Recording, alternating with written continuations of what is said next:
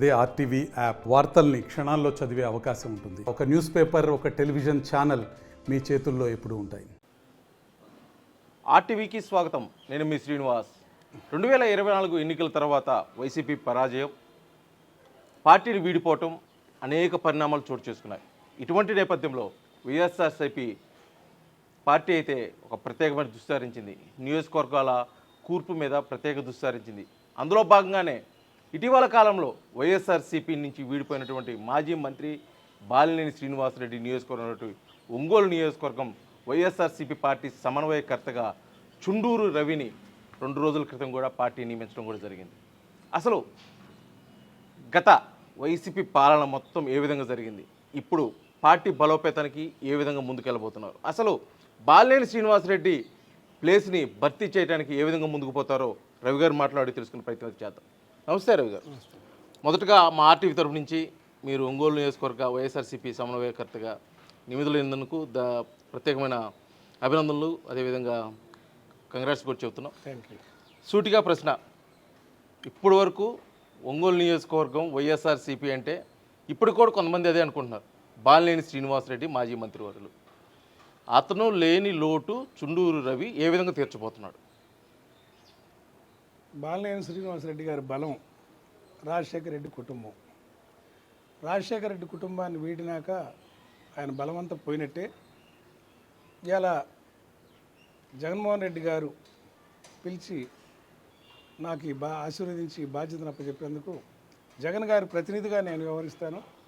ఇక్కడ ఎవరు బలవంతులుగా వ్యవస్థలో ఉండరు, పార్టీలే బలమైన, వ్యక్తులు బలమైన వాళ్ళు కాదు. పార్టీలు గుర్తించినప్పుడు వ్యక్తులు బలంగా కనపడతారు. అంటే బాలినేని శ్రీనివాసరెడ్డి రాజశేఖర రెడ్డి ఫ్యామిలీ నుంచి బంధుత్వం ఉంది, వాళ్ళ పార్టీయే బలము, అంతా ఓకే. కానీ బాలినేని శ్రీనివాసరెడ్డికి స్వతహాగా ఈ నియోజకవర్గంలో 5 సార్లు ఎమ్మెల్యే, 2 సార్లు మంత్రి, ముఖ్యంగా వైఎస్ఆర్సీపీ నుంచి 2 సార్లు ఎమ్మెల్యేగా గెలిపోతున్న వ్యక్తి. కానీ అతను ప్లేస్ భర్తీ చేయటం అంటే అతను ఆషామాషి కాదు అనేది ప్రధానమైన ప్రశ్న. మీరు అది భర్తీ చేయగలరా అనేది? 100కి 100 రూపాయలు అట్లా అనిపిస్తూ ఉంటుంది. బీఫారాలు ఎవరి చేతుల్లో ఉంటాయో, పార్టీ బీఫారాలు ఎవరి చేతికి ఇస్తే వాళ్ళ నాయకులుగా ఎస్టాబ్లిష్ అవుతూ ఉంటారు. యూజువల్గా పార్టీ ఆదేశిస్తే, పార్టీ ఎవరిని చూజ్ చేస్తే వాళ్ళు నాయకులుగా ఉంటారు తప్ప వ్యక్తులుగా ఇండిపెండెంట్గా ఎవరికి ప్రత్యేకమైన బలమే ఉండదు. ఆయన రాజశేఖర రెడ్డి గారి కుటుంబాన్ని సన్నిహితుడు కాబట్టి కొంత చలాయించగలిగారు. అంతే తప్ప విడిపోయాక ఇంకా ఆ బలం లేనట్టే. జగన్మోహన్ రెడ్డి గారు మనిషిగా ఆయన చెప్పిన బాధ్యతలు నేను నిర్వర్తిస్తూ, ఆ బాధ్యతలు పూర్తిగా నేను నిర్వర్తిస్తానని తెలియజేస్తున్నాను.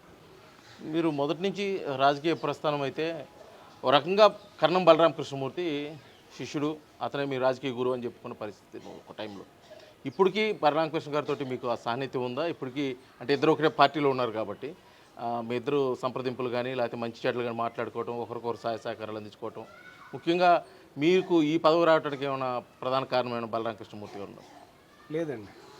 ఆ రోజు తెలుగుదేశం పార్టీలో కూడా చంద్రబాబు నాయుడు టికెట్ ఇద్దాం అనుకున్నా కూడా కర్ణం బలరామకృష్ణమూర్తి గారే సిద్ధారాఘవరావుని తీసుకొచ్చి పెట్టాడు. అంతేగాని దీంట్లో ఆయన ప్రోత్సాహం లేదు. దీంట్లో వైవి సుబ్బారెడ్డి గారు, చెవిరెడ్డి భాస్కర్ రెడ్డి గారు కూడా, బూచపల్లి శివప్రసాద్ రెడ్డి గారి ప్రోత్సాహం, జగన్మోహన్ రెడ్డి గారు ఆదేశాలతోటి నేను ఈ బాధ్యత తీసుకున్నాను. అంటే మీరు వైవి సుబ్బారెడ్డి అనుచరుడు, ఎందుకంటే మొదటి నుంచి కూడా వైవి సుబ్బారెడ్డితో ఉన్నారు, బాలినేని శ్రీనివాసరెడ్డితో కంటే కూడా. ఎందుకంటే లాస్ట్ టైం 2024 ఎన్నికల్లో క్యాంపెయిన్కి కూడా మీరు చాలా దూరంగా ఉన్నారని చెప్పేసి ఉన్నారు. వైవి సుబ్బారెడ్డి సహకారంతో మీకు ఈ పదవి వచ్చిందన్నట్టు భావిస్తారా? జగన్మోహన్ రెడ్డి గారు ఒకరి సహకారంతో కాదండి, ఆయన ఎంక్వైరీలో రకరకాలుగా అడుగుతారు. ఆయన ఎంక్వైరీ చేసినప్పుడు మంచి ఫీడ్బ్యాక్ ఇవ్వటంలో వీళ్ళందరూ సహకరించారని నేను అనుకుంటున్నాను. అదే తప్ప 2024 ఎన్నికల్లో దూరంగా ఉన్నారని చెప్తున్నారు. 2024 ఎన్నికల్లో ఒలేటివరపాలెం మా అత్తగారు, మా మిస్సెస్ వాళ్ళు ఒలేటివరపాలెం ఎప్పుడు రానన్ని, తెలుగుదేశం ఎరాలో కూడా రానన్ని ఓట్లు వైసీపీకి మొన్న ఎలక్షన్లు వచ్చినాయి. డోర్ టు డోర్ క్యాంపెయిన్ మేము చేపట్టి. అంతేగాని అది పిచ్చి మాటలు తెలియక దూరంగా ఉండి ఏదో ఒక నిందేయాలనుకునే వాళ్ళకి అది కరెక్ట్ కాదు. ఉదాహరణకు ఆ ఒక్క ఊరే చెక్ చేయొచ్చు. తర్వాత ఒంగోలు మండలం ఎప్పుడు కాంగ్రెస్ పార్టీకి కానీ వైఎస్ఆర్ పార్టీకి కానీ మెజార్టీ రాల.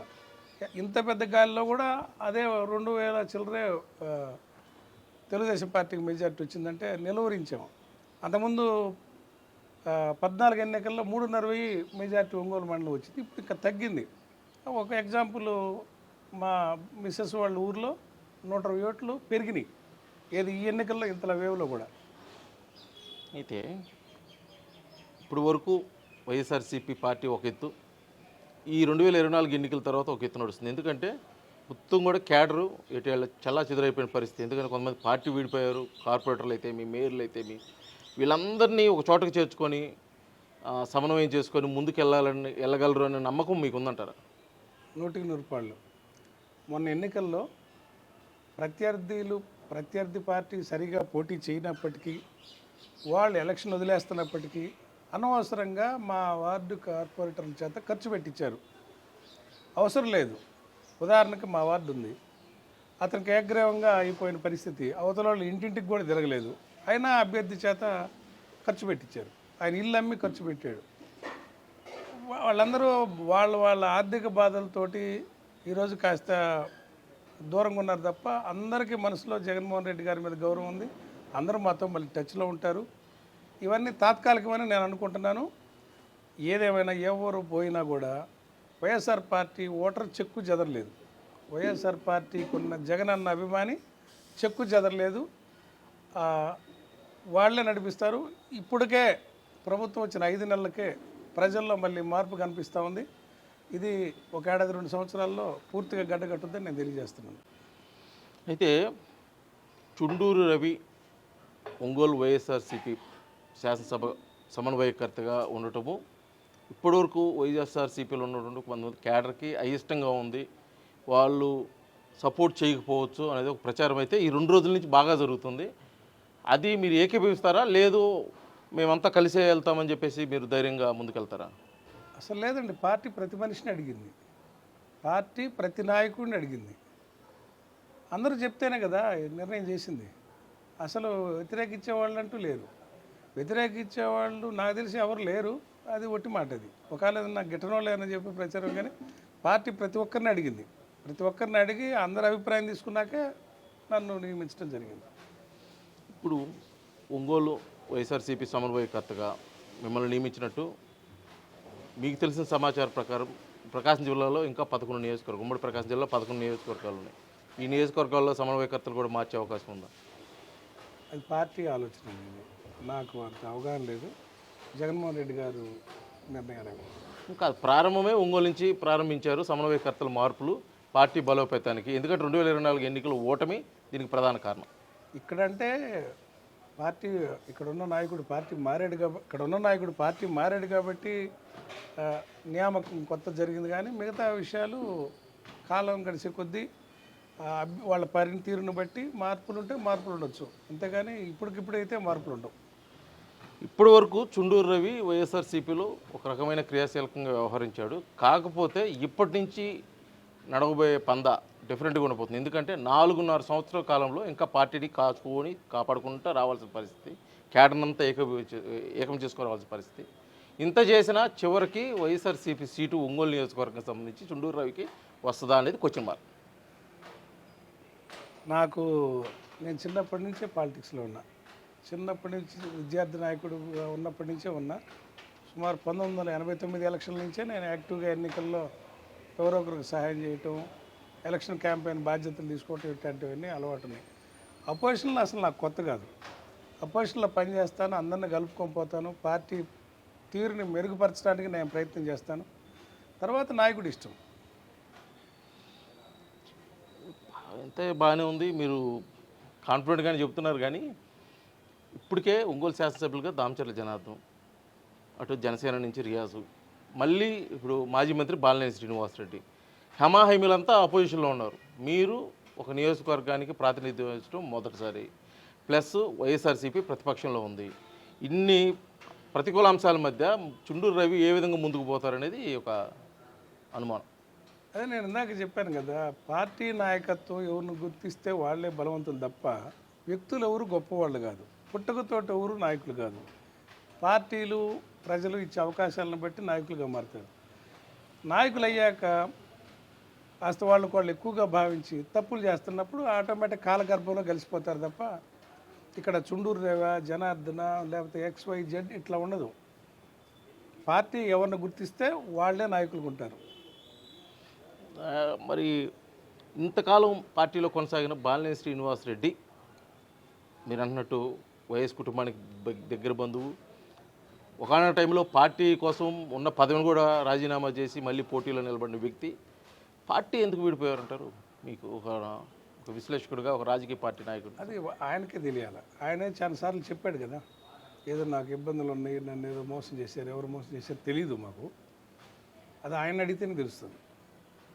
పార్టీ ఏమీ ఆయన పొమ్మని చెప్పాల, ఆయనంతటా ఆయనే పోయాడు. అధికార పార్టీ వైపు వెళ్ళాలనుకున్నాడో తెలియదు మాకు, ఆయన్ని అడగాలి.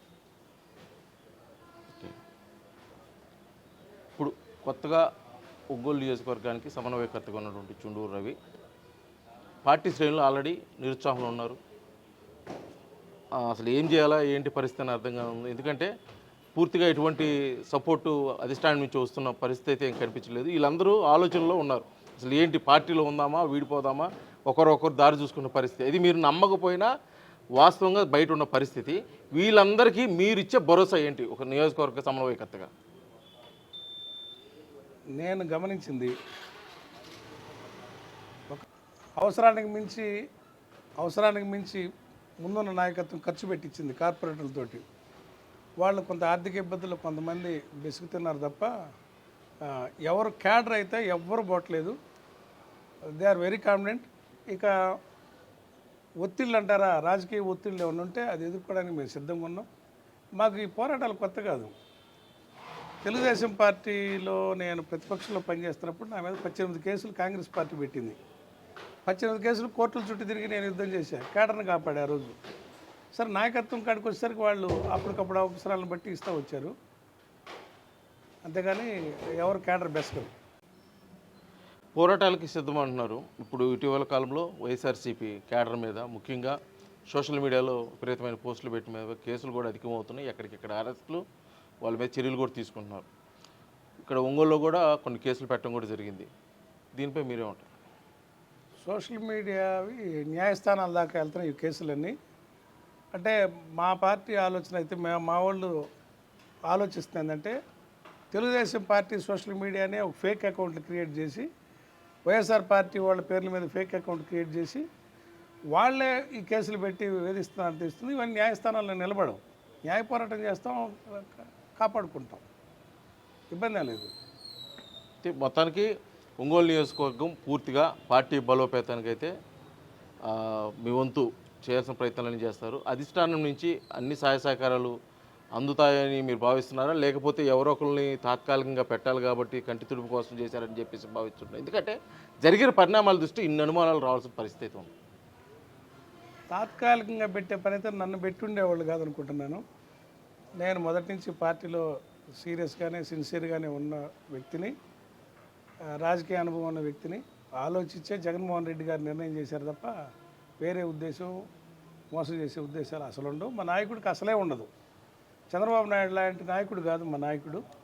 ఎవరిని తను నమ్ముకున్నవాడిని చేయుదులు పెట్టడు అని మా విశ్వాసం. ఓకే, మా ఆర్టీ తరఫున కూడా మీకు పూర్తిగా ఆల్ ది బెస్ట్ చెప్తున్నాను. ఎందుకంటే అన్ని విధాలా మీరు పార్టీ బలోపేతానికి, అదేవిధంగా రానున్న 2029 ఎన్నికల్లో ఒంగోలు శాసనసభ నుంచి వైఎస్ఆర్సీపీ అభ్యర్థిగా మీరే నిలబడాలని మనస్ఫూర్తిగా కోరుకుంటూ, ఒంగోలు నియోజకవర్గ వైఎస్ఆర్సీపీ సమన్వయకర్తగా బాధ్యతలు తీసుకున్న దగ్గర నుంచి కూడా పార్టీ బలోపేతానికి, అదేవిధంగా క్యాడరు చెదిరిపోకుండా వాళ్ళందరినీ సమన్వయపరుచుకొని రానున్న రోజుల్లో న్యాయ పోరాటానికైనా, అదేవిధంగా పార్టీ బలోపేతానికైనా అన్ని విధాలు ముందుకెళ్ళేదనుకుంటారు.